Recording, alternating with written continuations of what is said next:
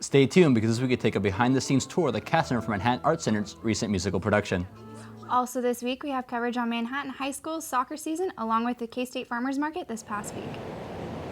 The clouds have been out this week, and I'll tell you when the sun's coming back here on Channel 8 News. This is KKSU-LD, covering Manhattan, Riley County, and the Flint Hills, broadcasting in high definition from Kansas State University. You're watching Channel 8 News.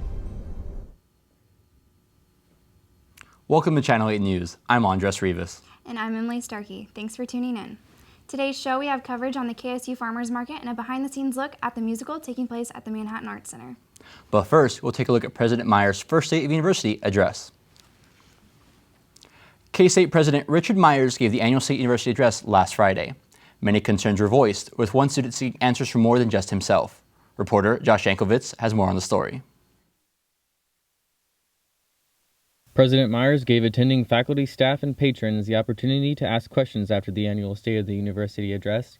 Some of the questions and concerns included budget models, salaries, insurance costs, student enrollment, and policies on student organizations. Master's student Stefan Kusura says there is a lack of policy regarding student organizations, which prompted him to seek answers at the end of the address. My question is, do you think the university has a moral obligation to revoke a student organization's registration in such instances? Whether it's hazing or sexual assault, the university doesn't maintain a legal stance on the subject. And speaking from personal experience, Kusura says there needs to be a change. Should independent organizations of K-State face consequences for the illegal actions of its members? President Myers responded, "Our moral obligation is to provide an environment at Kansas State University that lives up to our community principles," which I think you're probably pretty well aware of. But mainly, everybody is treated with respect and dignity. And if they don't, they're not welcome in the K-State family. K-State recently implemented new policies that reclassify the way organizations are registered at the university. There are DSOs, which are organizations tied to a certain department, and ISOs, independent student organizations that are separate from the university, and according to Kusura, separate from scrutiny as well. Once a student organization met that requirement for membership, there was no way to potentially review that membership if there were criminal misbehavior. In Manhattan, I'm Joshua Yankovitz, Channel 8 News. President Myers stressed the role of K-State, stating that teaching, research, and service are among the highest priorities. The K-State Student Union is a popular lunch destination, among other things, for students and professors alike.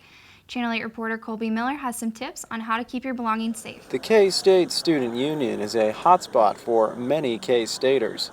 Each day, over 8,000 individual students pay the union a visit. How do some of these students protect their belongings from theft? I usually keep everything in my backpack and just make sure that it's always on me and I have an eye on it. Students often leave their backpacks laying by tables or on chairs during their stay. Student Albert Winemiller prefers to take extra precautions. I'm usually with people, so that they're aware of my surroundings, I'm aware of their surroundings, and paying attention to our stuff so that it doesn't get stolen. If you are unable to keep an eye on your backpack at all times, it is helpful to have someone else while you're using the restroom. Having someone else watch your backpack for you while you go to the restroom is an effective deterrent to thieves. Leaving a backpack alone creates easy pickings. Keeping your things in sight is the easiest solution, and it is always smart to leave valuables at home. In Manhattan, Colby Miller, Channel 8 News. Always knowing where your backpack is the #1 safety rule to preventing theft. K-State welcomed over 2,000 freshmen every fall semester, and K-State First make sure they make it to graduation. Channel 8 News reporter Jack Bresser has more. Coming to K-State, the transition from high school to college can be difficult. Some might not be ready for their new responsibilities in their harder courses. Others struggle to find a community of friends to study and be with. Despite these factors, K-State has the highest freshman retention rate among the other two state schools, thanks to K-State First. K-State First is the university's first-year experience program, so we help students with a transition from high school to college or from another university to K-State. And so we make sure students get connected, find community, are taking classes that they're interested in, getting to know their professors, and getting to know the K-State community. K-State First is doing everything they can to keep new students in smaller classroom settings. Because in big lecture halls such as this one in Umberger, new students find out that during lecture it's easy to watch Netflix, check their phones, and take a nap. And some won't even show up at all. It's very engaging, so students are part of the learning. And so like with discussion questions, you can have everybody in class have something that they're encouraged to say or talk about. K-State First also puts together cat communities, giving students a group of others in their major that they can hit the books with. In Manhattan, Jack Bresser, Channel 8 News.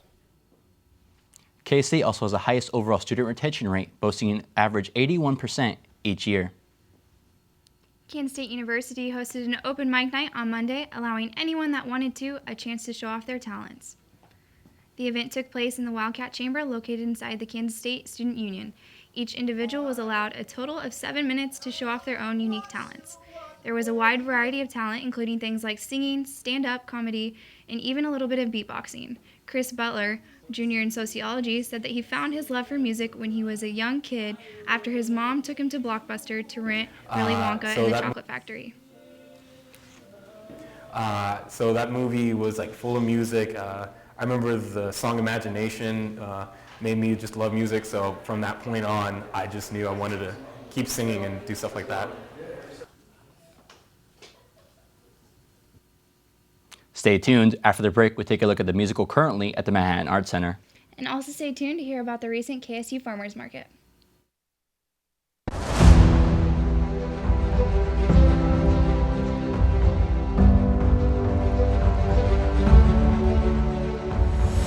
I know a spot that I love full well.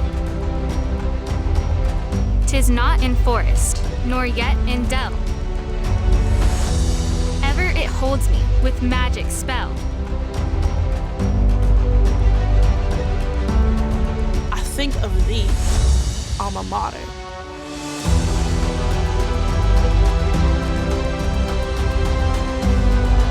We'll carry thy banner high. Long, long, may thy colors fly. Loyal to thee, thy children will swell the cry.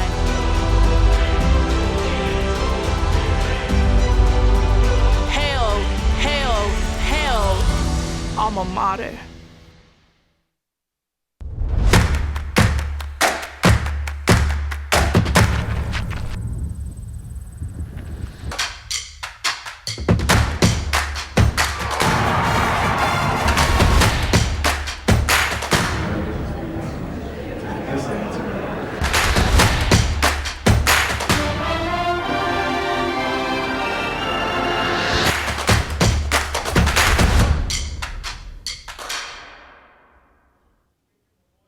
This weekend, Green Apple Bikes will be hosting a bicycle race at Searles Park. The race will enhance Green Apple Bikes' program. We sent it to Adam Condrey to tell us more. Hey guys, thanks so much. I'm here with Anna Grother, the organizer for the Green Apple Bikes ride this Saturday. Thank you so much for being here, Anna. Thank you. So can you tell us a little bit about the event that's going on this Saturday? Yes. So it'll be from 11 a.m. to 2 p.m. and we'll have vendors, like the student farm will be coming, and Brew Bros, which is a bike repair shop in Aggieville, and we'll have a spooky story time for the children and free face painting. All right. Oh, and a costume contest. Oh, fantastic. So on the same line as spooky, it's called the Headless Cyclist Ride, is that correct? The Headless Bicyclist Bike Ride. Bicyclist Bike Ride. So why'd you go with that name? Well, so like, you know the story of like Sleepy Hollow? So it's like some guy riding a horse and he holds his head. Well, I thought it would be cute if we had like a guy riding a bicycle who was holding an apple. Yes. For Green Apple Bikes. There And you go. if you look at our t-shirts, it actually like shows that. Okay, I love it, I love it. So for people wanting to get involved with the ride, what can they do? Well, if they would like to volunteer, then they can email me, and you can just look up my name through KSU. And if they would like to come to it, then they can just register at the bike ride or online. All right, well that's fantastic. We're out of time for today. Thank you so much, Anna, for being here. And if you're looking for more information, you can go to their Facebook page, which is linked below. Thanks, Adam. Twice a semester, students can find a farmer's market on the K-State campus. This allows students to get fresh produce and other locally made goods without having to travel far. Channel 8 reporter Matthew Vaughan has more. The first of 2 farmers markets was held on Bosco Plaza last Wednesday. Ayana Belk, a student and buyer, says what having the farmers market on campus means to her.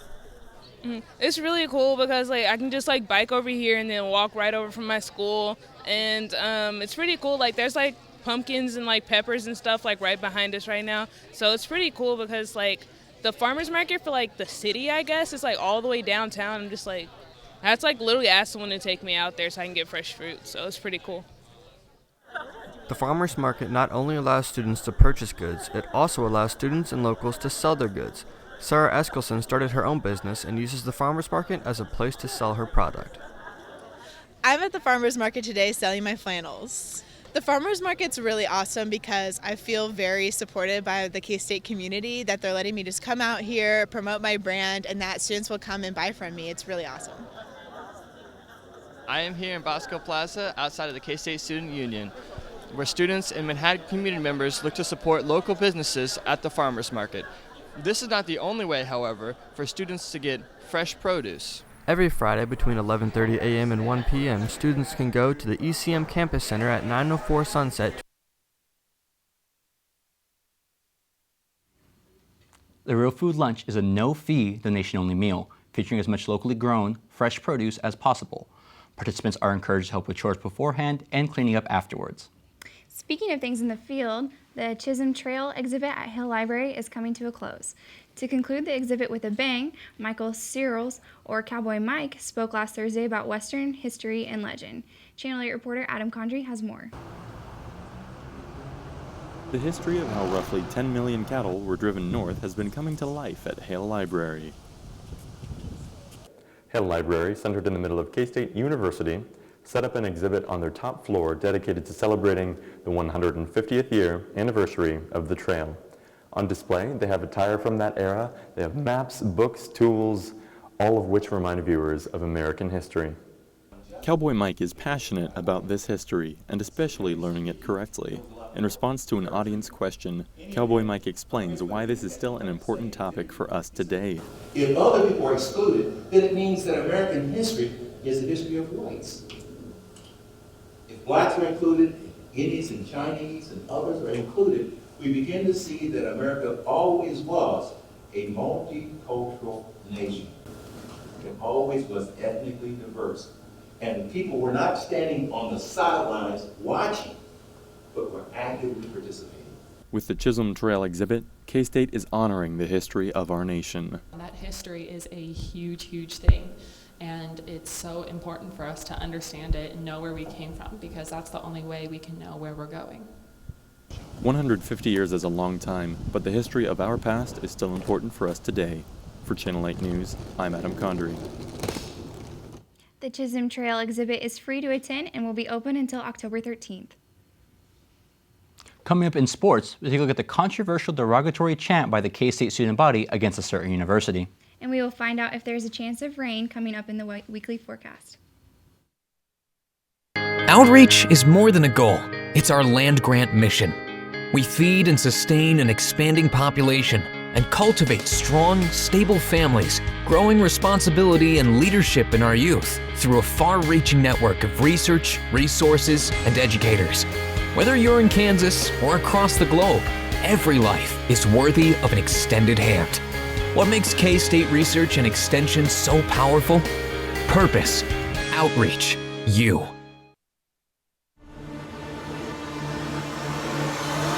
What a coach, what a program. Oh, they give him the dunks. He gets number 200. Now he's going to throw far side. Jordy's got it against the lead 40. Here comes Lockett. Look out. He can move. He was drilled by Reggie Walker. On the field, perfect throw. Pringle down the sideline. Touchdown. Whoever said college is for kicking back never met our students. They're here for college beyond the classroom, for jumping off the bandwagon and into an environment that fosters career potential. internships and opportunities that open doors and continue advancing through a global education. At Kansas State University, students become leaders who guide the K-State family into the future. What jumpstarts a career with limitless possibilities? Character, drive, you. Welcome back. Has been a cold and wet last couple of days. Yes, it has. It's finally starting to feel like fall outside. We have Alex Dawn outside to show you if this will continue into the weekend. Alex? Thanks, guys. It's been a rainy week here in Manhattan, and everybody just wants to know when the sun's coming back. I'll tell you more about that in a minute, but first let's take a look at our national weather.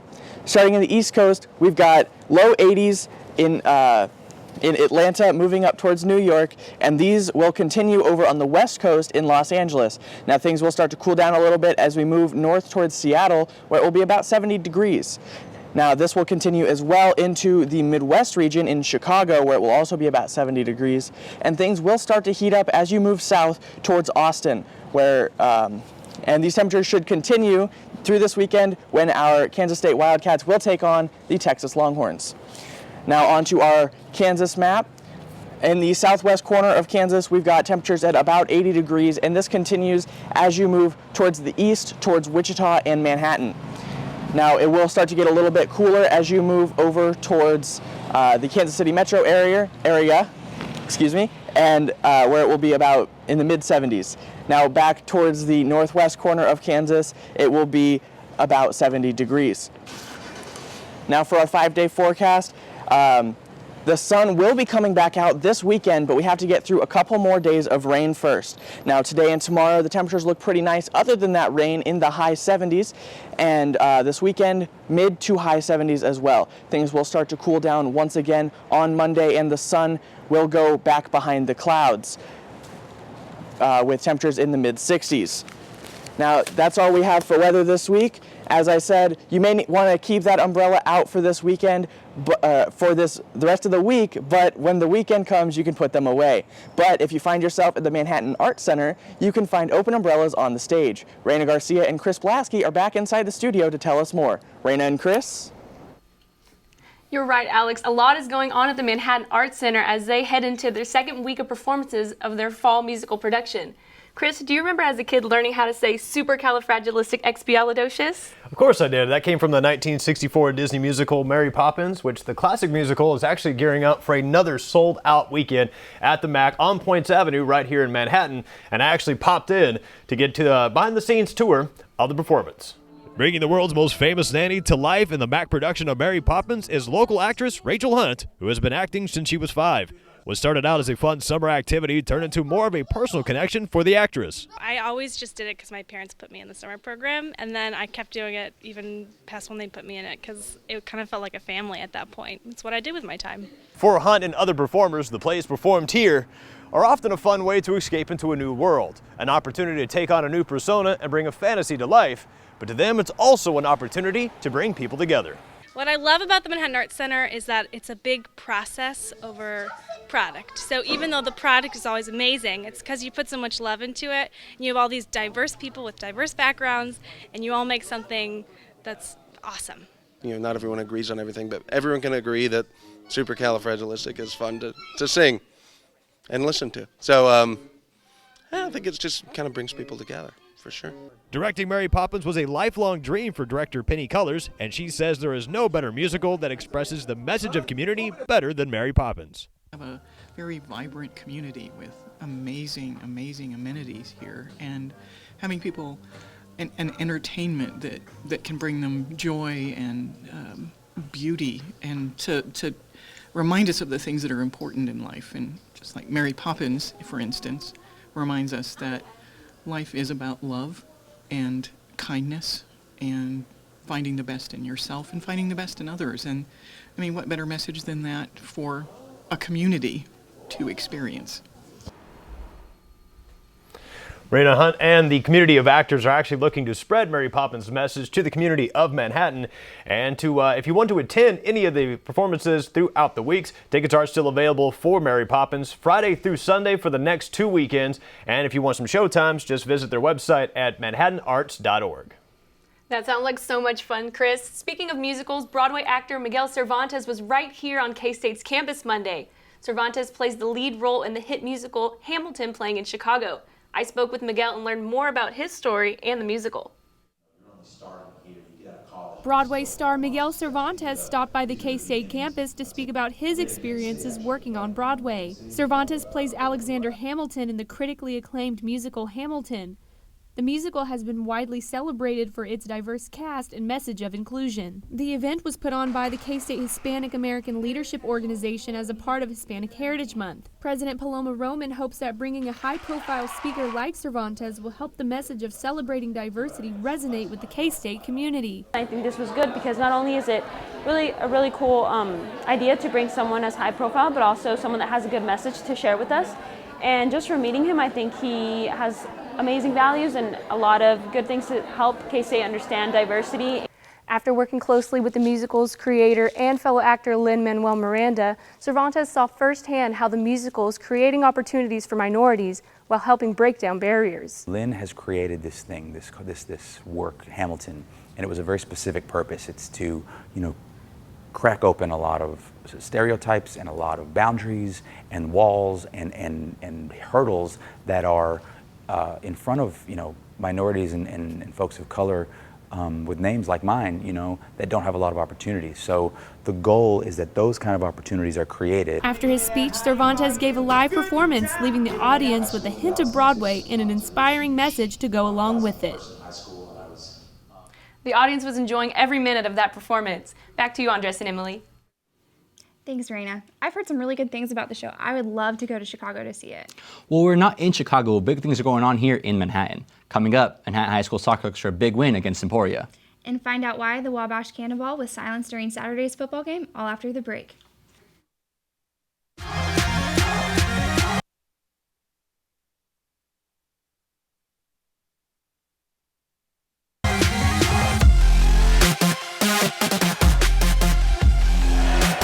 Goes on the slide and finishes up the right line.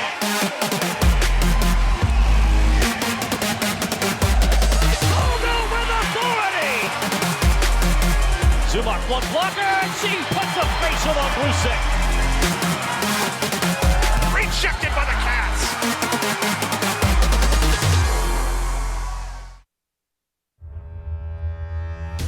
We are a family that does not tolerate discrimination of any kind. A family that believes diversity, inclusion, and sportsmanship are expectations. A family that is supportive and seeks to promote a positive environment. A family that treats all people with respect and dignity. No matter their color, creed, gender, ethnicity, or sexual orientation. We are an empowered family. Who empowers family. Welcome to K-State. This is who we are.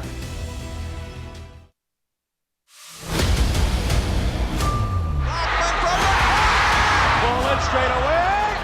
Bam! Underneath the goal to Beasley for the jam. Down goes number one. Puts up the lob to Dean Wade. That is indeed how you break the press. Turns it over to Magruder. All the way with a runner. Yes, at the buzzer. Xavier Schneed from Aggieville. Welcome back. Let's send it over to Channel 8 reporter Bridget Howard for our sports report. Thanks, Andres and Emily. Manhattan varsity boys soccer faced off at home against Emporia High School last week. The Indians came into this matchup with a 7-1-1 record this year. Senior Josh Bussman and junior Max Lansdowne recorded goals in the second half for the Indians, leading them to a 2-0 victory. The Indians are 2-1-1 at home and will face off against Wichita Northwest next Tuesday at 6:15 p.m. at Bishop Stadium. The Cats took the field at Bill Snyder Family Stadium this past Saturday afternoon, and while the Cats scored a victory over the Baylor Bears, an unpredictable turn of events took place during the Wabash Cannonball. Channel 8 reporter Natalie Jaeger has more. The Wabash Cannonball is a long-standing tradition at Kansas State University. When the band plays the Wabash, students and fans alike join in with an accompanying chant. However, in the last few years, the experience has been soured by a vulgar chant directed towards the University of Kansas. Although the Cats were facing off against the Baylor Bears last Saturday, the chant was still used. In an interview with the Collegian, band director Frank Trace said he's had enough and agrees that parents, families, and kids are tired of it as well. Almost immediately following the start of the chant, the band stopped playing and a message from Coach Snyder popped up on the video boards. There is mixed reaction from students across campus regarding the chant. I feel like personally to me, I know a lot of people, my friends like that, it started to annoy them, it started to be annoying. And I know many people that bring their kids to these games, and I mean, if I was a parent, I would hate to have, sitting right next to the student section, hearing that, chant. I think I'm probably one of the people that would say I like it, but I mean, I understand where people are bothered by it. But I don't know if I can be one of the people who's like fully against it, I guess. We will see at the next home game whether students end the tradition following Coach Snyder's message. In Manhattan, I'm Natalie Jaeger for Channel 8 News. The Cats take the field this Saturday in Austin as they take on the Texas Longhorns at 6 p.m. Members of Kappa Alpha Theta, as well as the City of Manhattan, gathered at the K-State Union on Sunday to help support the local Sunflower Casa in the 21st annual Wildcat Chase 5K. Runners, bikers, and walkers joined in the efforts to help support CASA. The organization consists of volunteers from different backgrounds who give their time to neglected and abused children in the court system, offering permanent and safe homes. Those who attended the 5K were very excited to help out as much as they could. Every $1,000 made helped one more child in need. That's the sports report for this week. Now back to you, Andres and Emily. Thanks, Bridget. Stick around and we will be right back after this break.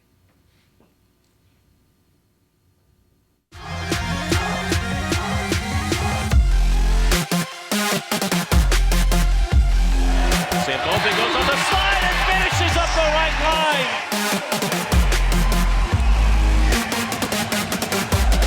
Over with authority. Zumock, one blocker, and she puts a facial on Blusek. Rejected by the Cats.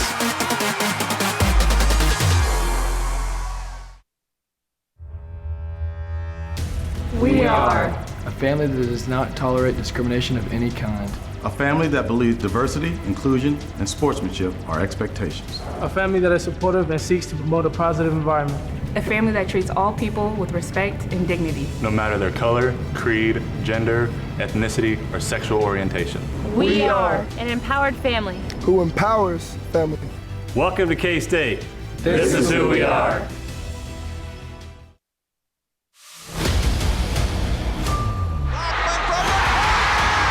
Straight away. Bam! Underneath the goal to Beasley for the jam. Down goes number one. Puts up the lob to Dean Wade. That is indeed how you break the press. Turns it over to Magruder. All the way with a runner. Yes, at the buzzer. Xavier Sneed from Aggieville. Welcome back to Channel 8 News. Tragedy struck here at K-State last Thursday with the loss of a fellow staff member. Steve Logback, who was Associate Vice President for Communication and Marketing, passed away suddenly last Thursday evening at 49 years old. Logback, a KSU graduate, has worked at K-State since 2004. From everyone here at Channel 8 News, we send our thoughts and prayers to his family and friends. Mr. Logback will surely be missed. He is survived by a wife and 2 children. That's all we have for Channel 8 News this week.